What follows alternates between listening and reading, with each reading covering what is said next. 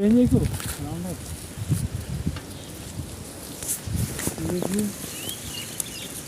కూని తగ్గించండి.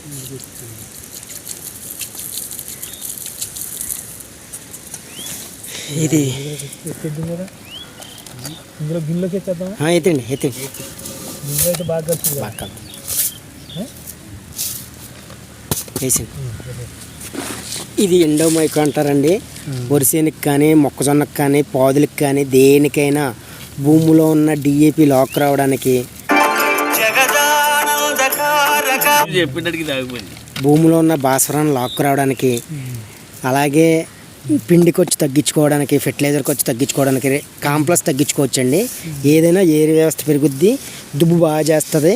మనం ఫెర్టిలైజర్ ఖర్చు తగ్గించుకోవచ్చు. ఏ పంటకైనా, వరికే కాదు, మొక్కజొన్నకే కాదు, పాదులకే కాదు, వంగకే కాదు, అలాగే పామాయిల్ తోటలోకైనా దేంట్లోకైనా పిండిలో కలిపి వేసుకుంటారండి.